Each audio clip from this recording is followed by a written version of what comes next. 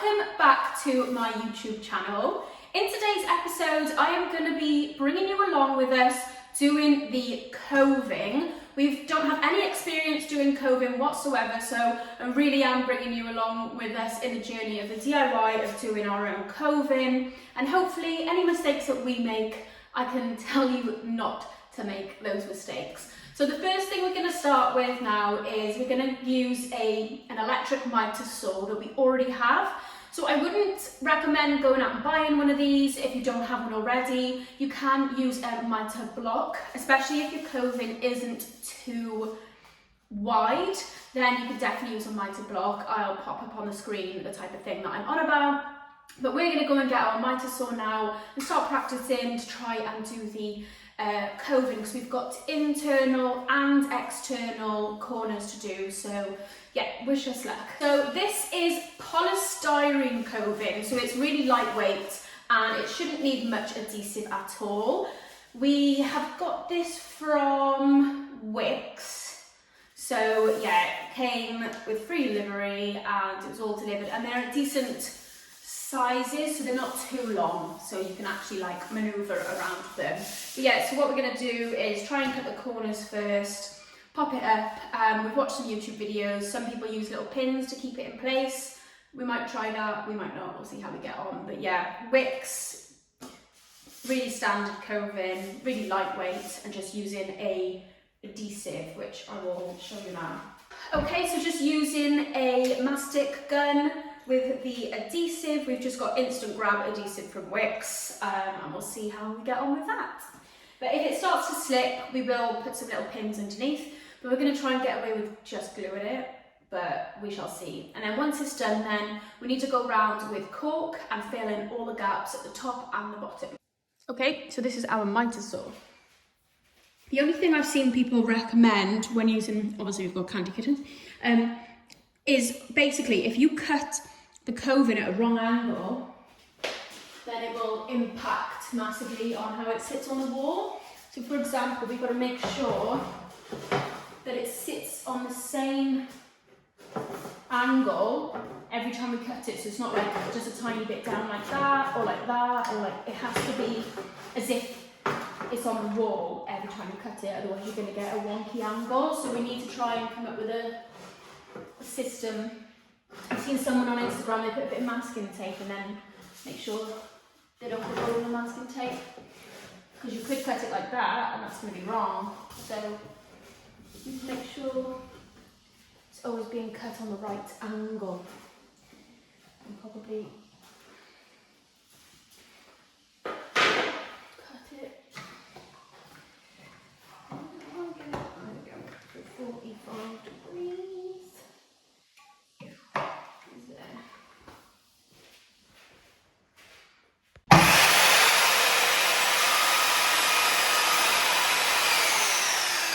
Okay, so as suspected,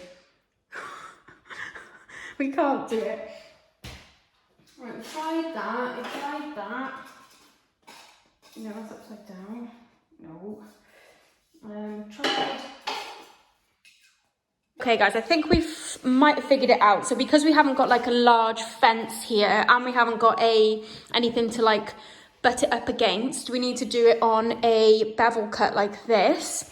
So what we think we need to do is get the piece like completely flat like that, and then bevel cut it on 33.9 there, and then down here it needs to be 31.6. So it's already got it on the machine for us. So we're going to try and give this a go, fingers crossed. Okay, so as suspected, unfortunately, again, we literally just couldn't get to grips with doing these corners. What we needed on our miter saw was a guide to make sure that it remains at 71 millimeters at all times. Otherwise, you're just getting the wrong angles. So what we decided to do is pop to Wix and grab their manufactured corners and use these, but also see the way that they're cut to see if we can mimic these for when we do the rest of the house. But at the moment, we need to mark on the wall 71 millimeters down from the ceiling. So we were just doing little dots along the wall, but I've seen other people do full lines, but this was working best for us, and we were able to put the coving on the wall and make sure it lined up with all our little dots.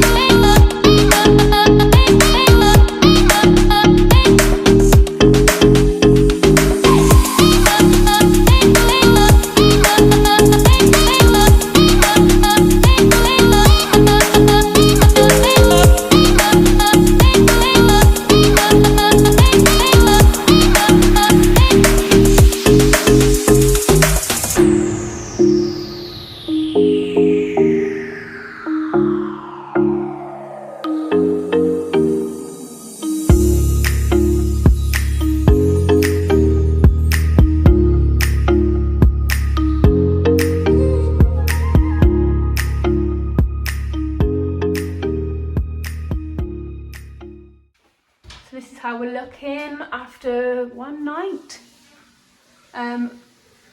Unfortunately, the corners we bought, Wix gave us 2 different ones. So we're actually gonna have to try and cut some ourselves anyway. But yeah, it looks good so far. I think it'll look even better when I paint the walls back to being white. Can't really see the detail of the coving, but you can in this light. Yeah. Okay, so like I said before, we went and bought the manufactured corners from Wix because we were just having such a rough time with it. And funnily enough, one of the packets they gave us were the wrong ones. So I've had to cut my own corners anyway, but it was nice to have these as a kind of sample to know exactly what I'm doing. So I'll show you what I've done to get, pop those back there. These are my ones. Okay, so they're all right. They're all right, they'll do with a bit of cork. They'll be fantastic. So what I did is I think we went on TikTok and found someone else who had done it. And basically you have to cut these at the right angle. So I can't cut them like that or like that or like that or like that. They've got to be cut at the same angle as you're putting it on the wall. So what we've done is put a bit of masking tape on the machine. And so if I turn this to 45 degrees,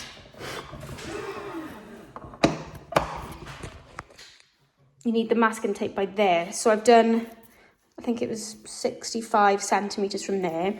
So when you're cutting at the angle, you need to make sure that that stays on that line and cuts at that angle. Not like that, not like that, not like that, but on that angle like that, and rest it up against the fence. And then they should all match up. But the problem I was doing before, I didn't have a guide here, so I didn't know what angle it was. And then I just put them together and the angles just weren't matching and it was so frustrating. But now that I've managed to, now that I've managed to get the right angle and with a bit of patience, after losing my patience a million times, I've got nice corners that I've done myself. So that's those ones, and then this was the other one. And they join up nicely. So I'm so relieved that we've actually managed to do that. So yeah, manufactured our own corners. Won't be doing the Wix corner ones again, although it was really good to see them to get an idea of what we needed. So I'll try and explain as well. So with the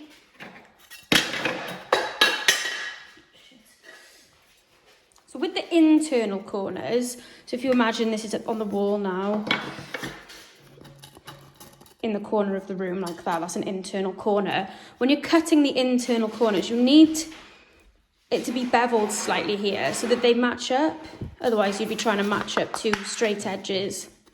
And in order to cut that, you have to flip this around and cut it that way. Otherwise, if you cut it the other way, you get this sort of edge, and it's beveling that way rather than beveling inwards. So doing 2 straight ones like that, that would work. Trying to join them up on a corner, you get a massive gap. That's because of the bevel edge here. So doing 2 straight ones works really well that way. But yeah, if you want to do the external corners, then you cut them face up. If you want to do the internal corners, you cut them face down. Okay, so external corners face up, internal corners face down. That's something that we couldn't get our heads around. So at least I've done that. So yeah, these are all the internal corners. All right, time to get back to actually putting it on the wall. Do you think we're gonna run out? Yeah. We might run out. Okay, so luckily in the end, we didn't run out. We just about had enough, which was good maths on our part. However, just to say, a lot of people do recommend to pin the coving up so it doesn't slide down with the adhesive. With this particular coving, I think it's so lightweight that actually we really didn't need to pin it. We didn't pin it anyway, but yeah, we didn't need to pin it. So if you've got lightweight coving, you might get away with not pinning it as well. Then the final part of installing your coving, you will need to cork around the top and the bottom and any of the butt joints that you've made to just give it that complete final look and to hide all the imperfections. It was actually one of my favourite parts. And in true me fashion, I've decided to paint the walls back to pure brilliant white because I think it goes better with the flooring. Okay, and this is the result of the Coving project. Honestly, if you're thinking about getting someone in to do this, just give it a go yourself.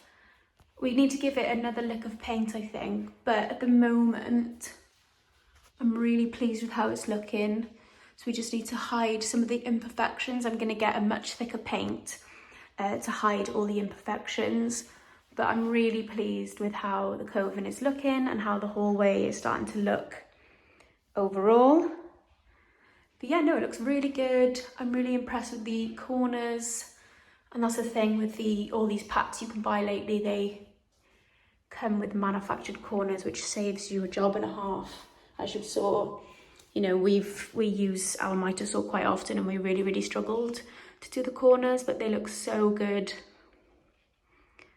And this is the result of our project.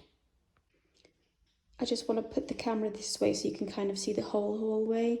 I just love how the skirting boards, the coving and the detail on the architraves gives a traditional look to the hallway.